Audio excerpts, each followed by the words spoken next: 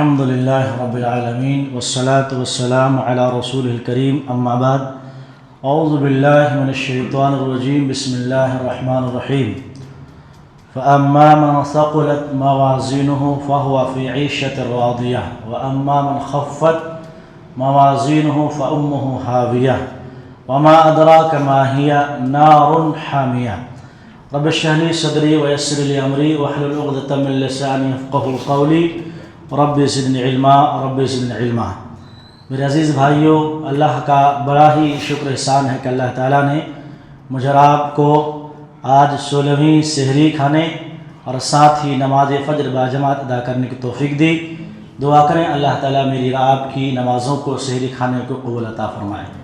بقیہ جو ایام باقی ہیں اللہ مجھے اور آپ کو صحت و عافیت کے ساتھ اللہ رب العالمین کی خوب عبادت کرنے کی توفیق عطا فرمائے، آمین یا رب العالمین۔ میرے عزیز بھائیوں، یہ دنیا دارالعمل ہے۔ دارالعمل یعنی یہ دنیا عمل کرنے کی یہ گھر ہے۔ یہاں جیسے آپ کرو گے کل قیامت ویسے پاؤ گے۔ انسان جو بھی یہاں اعمال سر انجام دیں گے وہ اپنے سامنے پائیں گے۔ کل قیامت کے دن ایک انسان کے اچھے یا برے جو بھی ہم کرتے ہیں اس کو تولے جائیں گے۔ اللہ اس عمل کو تولے گا، انسان کو تولے گا۔ انسان کہ جو کرامن کاتبین ہیں جو لکھ رہے ہیں وہ صحیفے بھی تولے جائیں گے۔ جب جس انسان کے پلڑے میں ترازو میں اگر بھاری ہوئی ہے تو جنت میں، اگر ہلکے ہوئے تو وہ جہنم میں جائیں گے۔ اس لیے مناسب سمجھا گیا کہ کچھ ایسے اعمال پیش کیے جائیں جو ترازو میں سب سے وزنی ہوں۔ ویسے ہر نیکی الحمدللہ وزنی ہوں گے اور وہ بھاری ہوں گے، لیکن کچھ اعمال ایسے ہیں، کچھ نیکیاں ایسی ہیں جو ترازو میں تمام اعمال سے سب سے جو ہے بھاری ہیں اور سب سے وزنی ہوں گے۔ ہمارے نظر میں وہ آج کمزور دکھ رہے ہیں، لیکن کل قیامت کے دن جب ترازو میں جب تولے جائیں گے بڑے ہی وزنی دار ہوں گے۔ سب سے پہلے اس سلسلے میں کہ قیامت کے دن ترازوں کا قائم ہونا، اس بات پر مجھے آپ کو یقین ہونا چاہیے۔ بہت سے لوگ نہیں مانتے۔ قرآن حدیث میں یہ بات ثابت ہے کہ اللہ رب العالمین انسان کے اعمال کو وزن کرنے کے لیے ترازو قائم کریں گے۔ ترازو قائم ہوگا، انصاف کا ترازو ہوگا۔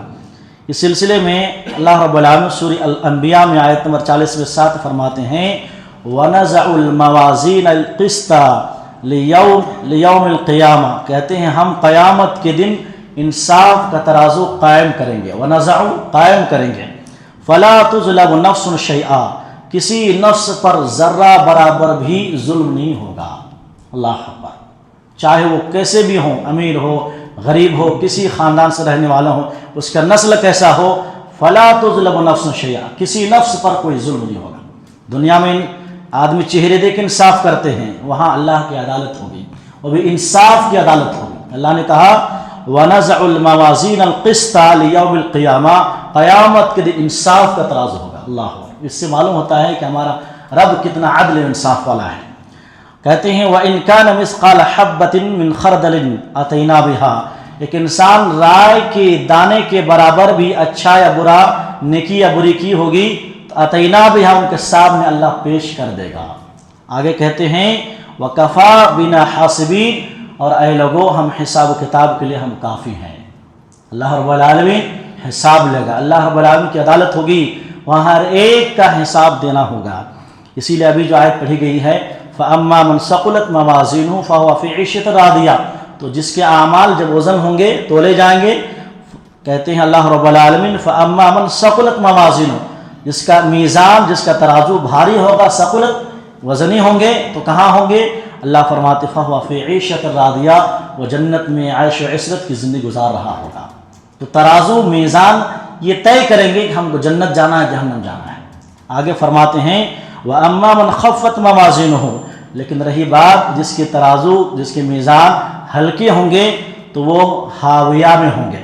اے نبی آپ کو کیا معلوم کہ ہاویہ کیا ہے؟ اللہ خود فرماتے ہیں، کہتے ہیں وَمَا أَدْرَاكَ مَا هِيَ نَارٌ حَامِيَةٌ، یہ جو ماہیہ ہے یہ نار حامیہ ہے۔ نار حامیہ مطلب وہ آگ، بھڑکتی ہوئی آگ ہے۔ یہ جو اللہ رب العالمین نے کہا فَأُمُّهُ هَاوِيَةٌ وَمَا أَدْرَاكَ مَا هِيَ نَارٌ حَامِيَةٌ، یہ جو حامیہ ہے کیا ہے؟ یہ بھڑکتی ہوئی آگ ہے۔ ترازو میں کیا کچھ تولے جائیں گے؟ میں نے ابھی اشارہ کیا، ترازو میں اعمال کے صحیفے اور رجسٹر تولے جائیں گے۔ رجسٹر میں جو کرام کاتب لکھ رہے ہیں، اللہ رب العالمین سورہ قاف میں فرماتے ہیں وَإِذْ يَتَلَقَّى الْمُتَلَقِّيَانِ عَنِ الْيَمِينِ وَعَنِ الشِّمَالِ قَعِيدٌ مَا يَلْفِظُ مِنْ قَوْلٍ إِلَّا لَدَيْهِ رَقِيبٌ عَتِيدٌ۔ جو دونوں فرشتے سامنے سیدھے جانب اور بائیں جانب جو بیٹھے لکھ رہے ہیں، ما یلفظ من قول، جو انسان لفظ جو استعمال کرتے ہیں، جو بولتے ہیں، اس سے پہلے فرشتے رجسٹر میں درج کر دیتے ہیں۔ تو یہ جو رجسٹر ہے جو لکھ رہے ہیں، یہ رجسٹر خود درج ہوگا کل قیامت کے، وزنی ہوں گے، اور ساتھ ہی انسان کے اعمال کو وزن کے جائیں گے، بلکہ انسان ہی کو تولا جائے گا۔ اگر حدیث اگر پڑھتے ہیں تو انسان ہی کو تولا جائے گا، کیا اچھے کیا برے۔ اللہ رب العالمین اللہ کے نے فرماتے ہیں، پیارے نبی صلی اللہ علیہ وسلم فرماتے ہیں، راوی حدیث حضرت ابو ہریرہ ہے، کہتے ہیں اللہ کے نبی انہ لا یأتی الرجل العظیم السمین یوم القیامہ، قیامت کے دن ایک بھاری بھرکم آدمی، العظیم السمین، ایک تو بہت بھاری بھرکم ہوگا، ایک تو موٹا ہوگا، لمبا تگڑا موٹا، دنیا کی نظر میں بہت وزن دار ہوگا۔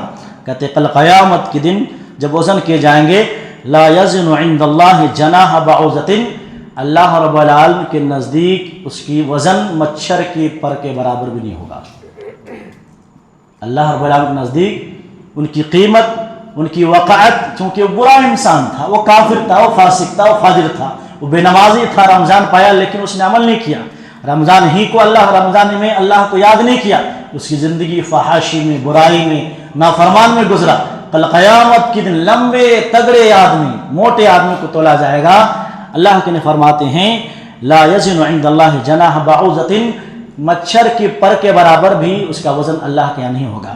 پھر آپ فرماتے ہیں اے لوگوں تم کو چاہیے کہ یہ آیت پڑھ لو سورہ کہف کی، فلا نقیم لهم یوم القیامت وزنا، ہم قیامت کے دن ایسے نافرمان لوگوں کا کوئی وزن قائم نہیں کریں گے، یعنی نافرمان ہے، اس کی وزن کر کے کیا کریں گے، ویسے ہی یہ جہنمی ہے۔ تو یہاں اس حدیث سے، یہ صحیح بخاری مسلم کی حدیث ہے، صحیح بخاری حدیث نمبر 4720 پہ 9 میں حدیث موجود ہے۔ اس حدیث سے معلوم یہ ہوتا ہے کہ آدمی کو تولے جائیں گے۔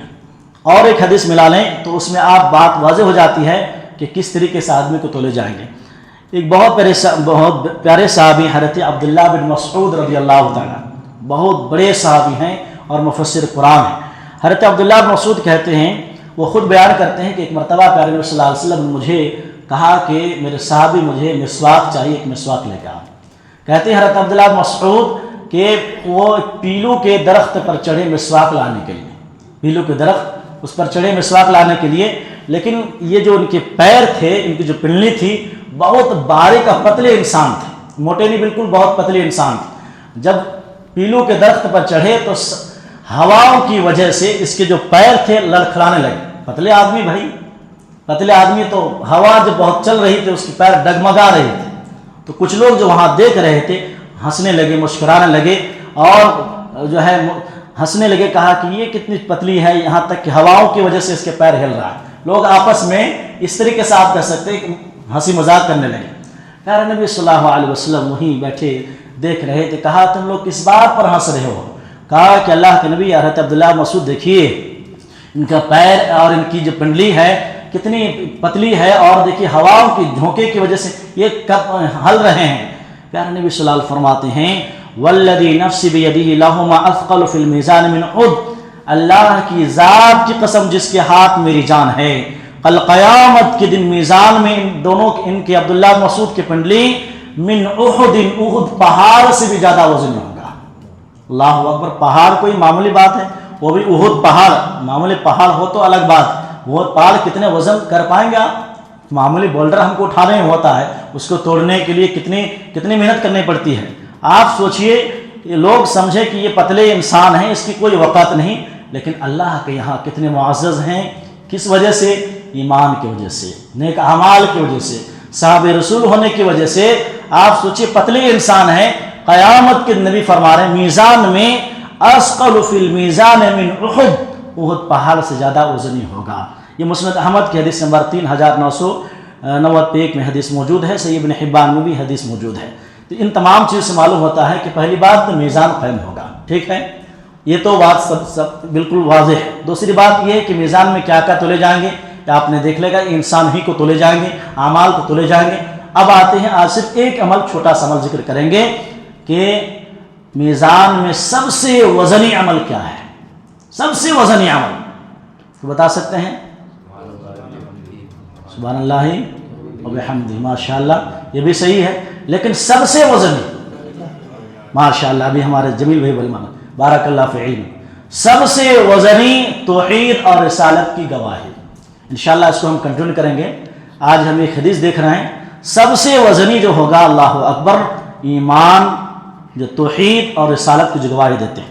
اس سلسلے میں ایک حدیث بہت پیاری ہمارے نبی صلی اللہ علیہ وسلم ذکر کرتے ہیں، اگر کاش یہ حدیث بیان نہیں ہوتی تو میں سمجھتا بہت بڑی خیر سے ہم محروم ہو جاتے ہیں۔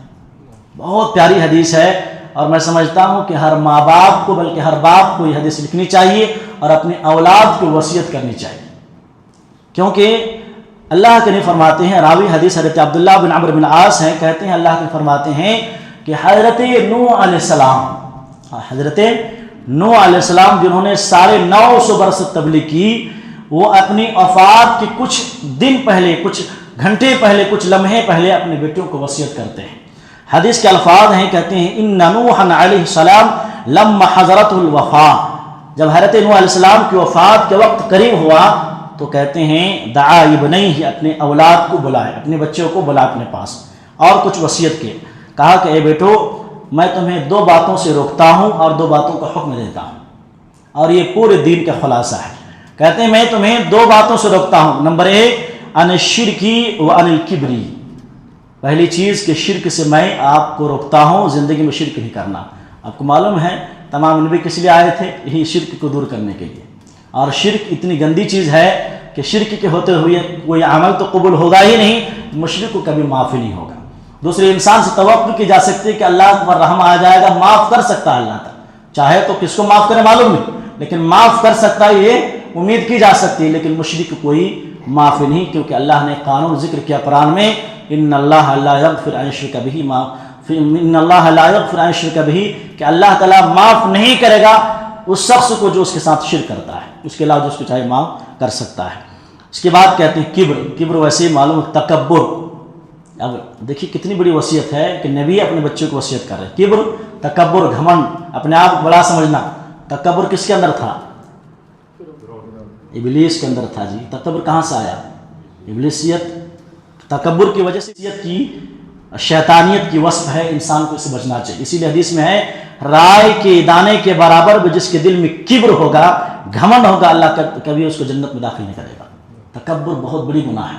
اس کے بعد کہتے ہیں وَآمُرُكُمْ، اور میں تمہیں 2 باتوں کی تعلیم دیتا ہوں، حکم دیتا ہوں، زندگی میں اس کا اپنانا، کامیابی اسی میں ہے۔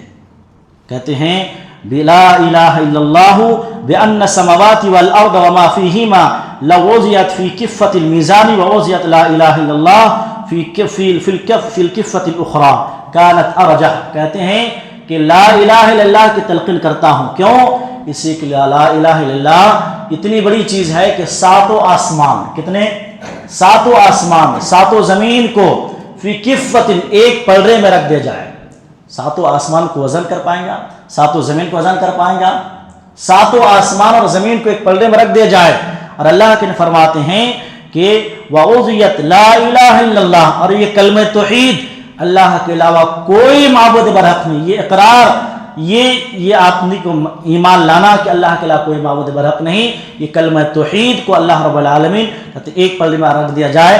حدیث کے الفاظ ہے کانت ارجح، یہ کلمہ توحید والا پلڑا بھاری ہو جائے گا۔ اللہ اکبر، سوچئے کتنی بڑی وزن ہے۔ اس کے بعد کہتے ہیں اور میں تمہیں ایک تسبیح کی تلقین کرتا ہوں بسبحان اللہ وبحمدہ، جو آپ بتائے ماشاءاللہ، سبحان اللہ وبحمدہ فإنها صلاة كل شيء، اس لیے کہ یہ تسبیح سبحان اللہ وبحمدہ ہر مخلوق کی دعا ہے، ہر مخلوق کی نماز ہے۔ دیکھیے حدیث کے الفاظ ہے، کہتے ہیں فإنها صلاة كل شيء، صلاۃ مطلب دعا ہو، صلاۃ کا مطلب کیا ہوتا ہے معنی اس کے اصل میں نہیں، دعا ہے، تو ہر مخلوق کی یہ دعا ہے سبحان اللہ وبحمدہ۔ کیوں دعا ہے؟ دیکھیے آگے کیا فرما رہے ہیں، کہتے ہیں وَبِهَا يُرْزَقُ كُلُّ شَيْءٍ، کیونکہ اس تسبیح کی وجہ سے اللہ ہر مخلوق کو رزق دیتا ہے۔ حدیث کے الفاظ پھر سنیں، آپ کو ریپیٹ کر رہا ہوں، وَبِهَا يُرْزَقُ كُلُّ شَيْءٍ، اور اسی تسبیح کی وجہ سے اللہ رب العالمین ہر مخلوق کو روزی پہنچاتا ہے۔ گویا دوسرے الفاظ میں کہہ سکتے ہیں رزق کا بہت بڑا دروازہ یہ تسبیح ہے۔ آج ہم شکوے شکایت کرتے ہیں کہ ہمارے روزی میں رزق میں برکت نہیں ہے، اور دکان میں کاروبار میں برکت نہیں ہے، پریشان حال ہیں، تو آپ کہیں نہ کہیں تسبیح سے آپ دور ہیں، کہیں نہ کہیں آپ کا دل، آپ کا تعلق اللہ سے دور ہے۔ جب ذکر کرو گے آپ انشاءاللہ اس کی چاشنی، اس کی مٹھاس الگ ہی لذت ہے، کیونکہ تسبیح کے فضائل ہم نے 2 درس میں دیکھے کہ تسبیح کے کیا فضائل ہیں۔ تو یہ تسبیح بہت پیاری ہے، سبحان اللہ و بحمدہ، جو 100 مرتبہ کرتے ہیں ہمارے ماشاءاللہ اعجاز بھائی ایک مرتبہ ذکر کر رہے تھے، 100 مرتبہ پڑھتے ہیں، آپ کے پڑھنے قبول عطا فرمائے، بڑی فضیلت ہے، اس کی ورد کریں۔ جس کو معلوم ہے، صرف علم حاصل کرنا نہیں، عمل کریں گے تب وہ علم برقرار رہتا ہے، عمل نہیں تو آپ سینکڑوں بیان سنو، کوئی اسی وقت بھول جاؤ گے، سننے کے بعد عمل کریں۔ تو درس کا یہ حدیث جو ابھی واقعہ جو بیان ہوا، مسند احمد کی حدیث نمبر 7101 میں حدیث موجود ہے۔